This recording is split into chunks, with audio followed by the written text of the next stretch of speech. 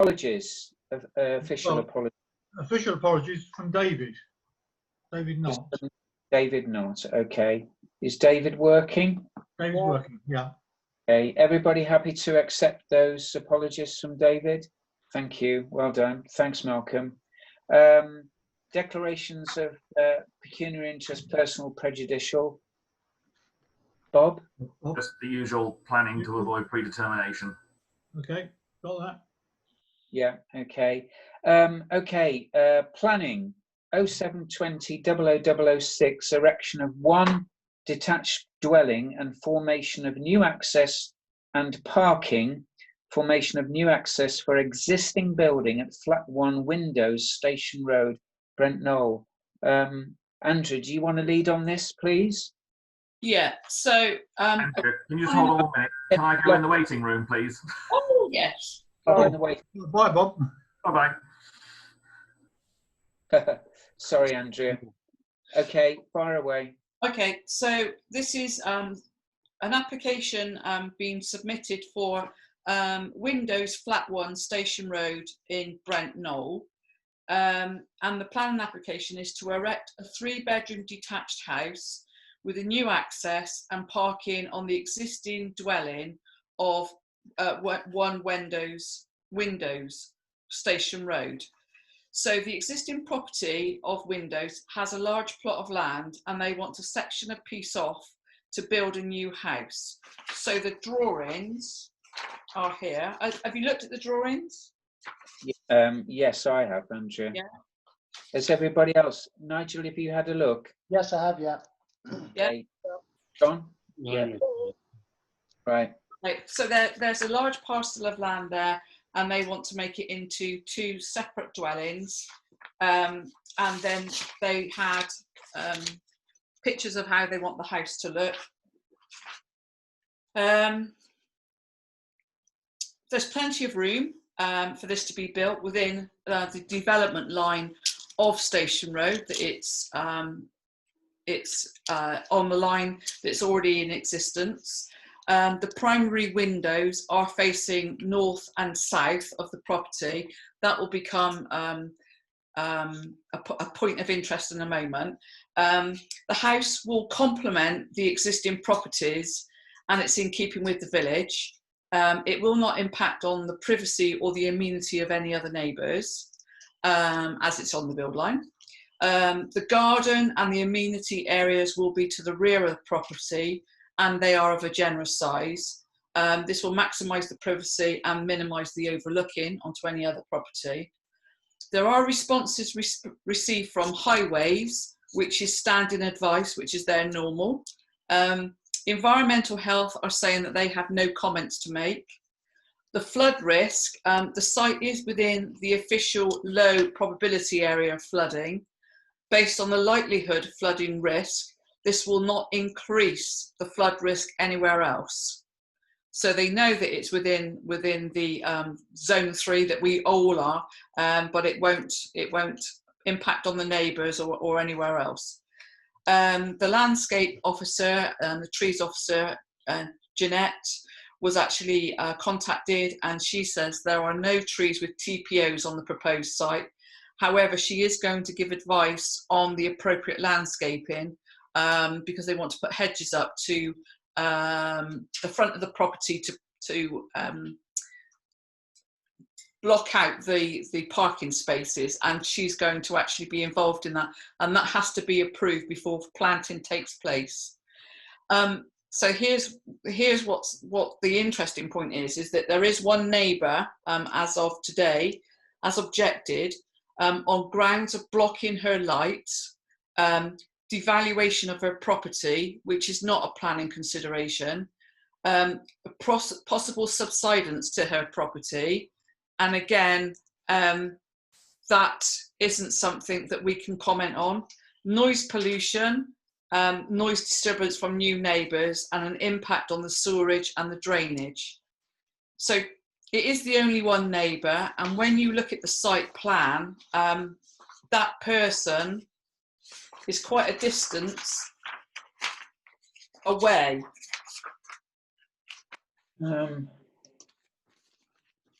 So the grey area is the house, the proposed house, and then this house here is the complainant.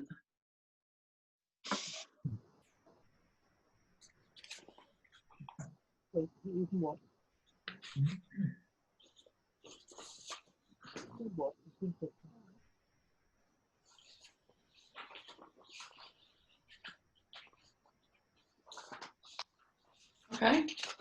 No, that's Andrea points that out. I mean, the applicant for this particular development is in fact a guy in Bristol. I assume he owns the property. He didn't live in Windows, Andrea. No. I'm not sure whether I'm looking for something that I shouldn't be. My gut feeling is, this is another example of infill. The fact that a house has a particular large garden seems a prerequisite for somebody to want to fill it in these days, and we have a history of infill in Brent Knoll anyway. My own feeling is that it seemed rather an overdevelopment of a very small site. And I was particularly concerned with the neighbours' comments, which, as you've pointed out, are not strict planning objections. So, even the foot into the new build are miles away from it. Yeah. If you look at the houses, so on the plan, the proposed dwelling on the plan, these drawings are not numbered, so I couldn't tell you which one it is. But you will see that the house that they're proposing is of similar size, if not smaller, than what's already in existence. And if you see the close proximity of the other houses, they aren't any different to what this development is being proposed. Yeah, the people that are complaining, as you quite rightly say, are set well across from there. And I mean, I don't know this particular neighbour's house, but as it is an L shape, would that be the sort of garage area to the car? Because they're closer, in fact, to St Austin's than they are to the proposed developments at Windows. Absolutely. Yeah, So, you're on there. Yeah. And what they're saying in the development statement is that predominantly the windows will be north and south, so front and back. There won't be anything overlooking of the property. So again, if they're putting in hedges and they're actually putting in fences, which I would imagine are already in place anyway, there shouldn't be any detrimental effect on overlooking the next door neighbour's property. Okay. Did you get that, Malcolm? Okay. All right. So, what would your recommendation be, Andrea, based on that? I mean, does anyone else want to make any comments? Nigel, for instance, have you got any comments? No, I mean, I've looked at the plans on there. I agree with what Andrea's saying that it's sort of like it matches the rest of the houses with regards to the distancing. The fact that the main windows are sort of like north and south, so not overlooking onto others' properties. I just wonder what the impact with regards to the lighting on that particular house that has the concerns. However, what I'm hearing here that's not a planning sort of like issue, is it? No. Andrea, do you want to answer that one? No, it's not. No, it's not. Sorry. Warwick? Oh, sorry. Warwick, you got any input on that? No, I'm just trying to shut the dog up because he was barking at somebody at the front door. Louis, Okay. quiet. No, I mean, I agree with Andrew. I mean, I've looked at the drawings over the last couple of days. I mean, it's in keeping with everything else, build line, heights. and looking at what we can and can't object or make comment on, the neighbour's got a lot of issues, but there are things that we can't really comment on as a parish council. Okay. Especially things like subsidence, because my view of looking at it, the footings of the new build are so far away from Muir House, they're more closer to the property that's already on that land anyway. Okay, thank you. John, you got any input there? Not really, not planning issues. I think it's just looking at a very narrow plot. You could consider it to be somewhat overdeveloped, but I don't think it's planning issues. Okay. Malcolm, you got any issues with that, what you've heard? No issues. Okay, what's your recommendation, Andrea? Well, we can either go with no comment, that we let it go by, or we support it. And the trouble is that this is the way of the world, isn't it? That these bits of land are going to be built on. It is creating another family home for somebody, whether it be bought or rented. It's bringing more people into the village. Maybe they'll bring a company in with them, you don't know. It's of good design and good appearance. It's got the appropriate access that we would hope for. There's car parking, so there's nothing on the street, and there's also provision for turning. There are no social, environmental impacts and no adverse views of organisations. So everybody's in agreement, or they have no comment to make, and it's just the one lady who's a direct neighbour. But there also something else is that what I read about today is, do we believe that there is a likelihood that this development will be delivered? Because this is something that's starting to evolve, that people are asking planning permission, and it doesn't actually ever get to be done or to be finished. So being he's already built once, I would imagine that he would be able to build a second time. Yeah, I mean, it just enhances the property, the value of the property of number one with a plot, doesn't it, essentially? But yeah, that can't be our concern, though, as no, that's true. Okay, all right. It seems then that this ticks all the boxes, everyone. So I think probably we just let it go through with no comment, no observations. No observations, yeah. So that's the proposal. No observations. Malcolm, are you in agreement with that? No so Malcolm will second it. So all those in favour, if you show your hands. Okay, so that's carried by us. Okay. Thanks, yeah. Thanks, Malcolm. Okay, can you let Bob back in, please? Let Bob in. Yeah. Brian's also just coming in. Oh, right. Okay. Hi, Bob. Hi. Hi, Brian. All right. Hello. Hello, Brian. Hello, Brian. Hi. So, don't know what happened there. Couldn't get on. Never mind. We're on to matters of consideration and the request from the chairman of the steering committee to use the council-owned telephone kiosk for the purpose of storage of items, including paper and bottle products, for the duration of the emergency shop. You've been given a brief resume of where we got to. Nigel did a brilliant assessment on this, and we discussed it with Andrea, Owen and myself, and Nigel, and we came up with do you want to outline where we got to, Yeah, Nigel? sure. Okay, so if you remember, the issue was about the use of the telephone kiosk as a summary. The risk assessment basically shows that that there's a need to control what is stored in the telephone kiosk, and that's around the quantities and the types of materials that are stored in there.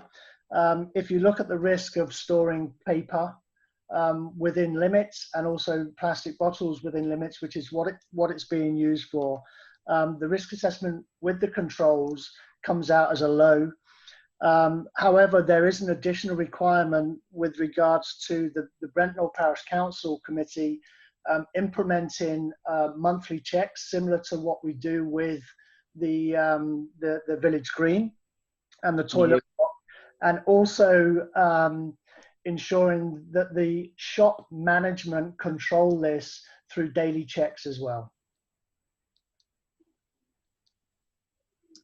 So if I just summarize that, what we've said is, or conclusion we've come to, is that we allow the shop to use the telephone kiosk for storage, but they monitor it on a daily basis to ensure that it is checked and not overloaded with stuff, and they take responsibility, and we will point out the safety matters that Nigel has brought up in terms of particular, say, parking when cars approach there, but and at the same time the phone box will be on the monthly checklist that we do when we do the village green. So we are checking it once a month ourselves, but the village shop people will check it daily, and that's the obligation that they need to undertake.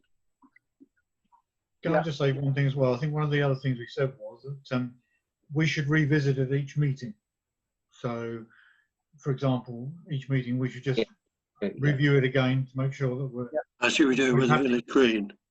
Yeah, Malcolm wants to make the point that it is emptied regularly and, if you like, double checked by the owners of the shop. He's concerned about that. Those were his points. Okay. Is that right, Malcolm? Okay. Oh, and he feels as if it shouldn't be long-term storage, but I don't think it's going to be long-term storage because of the viability of the shop. Yeah. Okay. I mean, okay. Ultimately, we're going to need to sort of like review again soon with regards to the location of that telephone kiosk, and it's at that stage we should also do the review of the risk assessment. Okay. Bob, you wanted to say something? Yeah, I was only going to say, in terms of long-term storage, I think we're okay anyway, because all they're using it for, as I understand it, is transitory storage for milk bottles and papers for a day, and then they're gone. So it's not a long-term store in any case. Okay, thank you. So we ought to take just a vote on that we're happy for that to be communicated to the steering committee of the shop. Yeah. Okay. All those in favour then, if you could show. Malcolm has said yes. Okay, that's great. So can you advise them, Owen, please? I think we should congratulate Nigel on a thorough job there. Yeah. Very good. Very good. Yeah. Thank you, Nigel.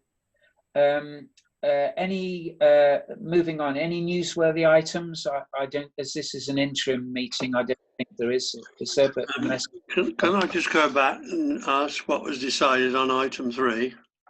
On the planning, passed it with no observation, unanimous.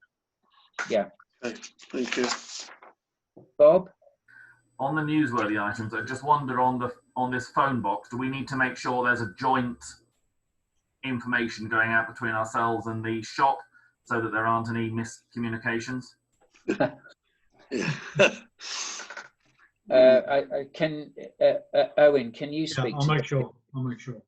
Okay, thank you. I think, to be honest with you, I think the confusion that arose last time, and I think it was published on Nextdoor and other media, I think we've now withdrawn out all the comments that were made have all been withdrawn, so that we got back to a starting point again, blank sheet of paper. There's a lot of misunderstanding, but we've got a clean sheet of paper now, and I think there's a willingness to work with us on it. So hopefully we'll be okay. Okay.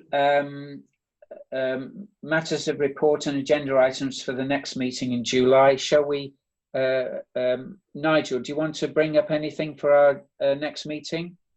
No, I don't have anything, Colin, thank you. Okay, Bob? No. Brian? Not for the next meeting, but have you given a report about the gate? No, it wasn't on this. So I beg your pardon. No, don't worry. Warwick? No, nothing from me. Andrea? No, thank you. John? Oh, thank you. Okay, and myself, Can I- no. can I Owen? say something? On the next meeting, the first item on the next meeting will be the co-option of a new member for the PCC, for the PC. So before that, I'll make sure I send out all details, because we've got 4 applicants at the moment. Oh, We may get more, because we've got another 5 or 6 days to go yet. So we've got 4 applicants. I didn't ask you. You will get a chance to read before then all of their bits and pieces that they've put forward, although I'm still waiting for 2 of them to come through. And then there'll be a process by which we need to eliminate as we vote. For example, if one of the applicants got more than all the others put together, then of course they will go through on the first vote. But we might have to, if it's very equal, we might have to do 2 or 3 voting sessions before we get to the right result. as long as we don't make a U-turn. Sorry? As long as we don't make a U-turn. They're in fashion this week. They are. So yeah, but I'll make sure that you have a briefing on all of that before the meeting, so you'll have a chance to read it and understand it before we get to that process. Okay, thank you, Owen. Okay, so our next meeting is 1st of July, and look forward to seeing you all then. And thanks very much for. Oh, Brian. I'm just concerned about I can't seem to get it on smoothly onto a Zoom. I do it with my family and friends, but I wonder why with a PC I'm struggling. What should I be doing? Any suggestions on Nigel? Yeah, I mean, if you, I mean, for the next one, let's try what we did last time with regards to, I cut and paste the link to you Yes. as a backup. But Owen, I would suggest, because I've got a message saying that we've got 5 minutes left of this call, which is the first time I've ever had that. I think what you need to do is sign out of your Zoom account and re-sign in. I know when I first started using Zoom, when my company gave me the Pro, the license, I had to sign out of my account and sign in for it to become effective. Okay, all right. I'll try that then. Okay. We'll see if that helps. Okay. Right, thank you. Okay. Yeah. Everybody happy then? So we'll see you, meeting closed, and we'll see you on the 1st of July, and give Owen any other matters that may arise between now and then. Okay.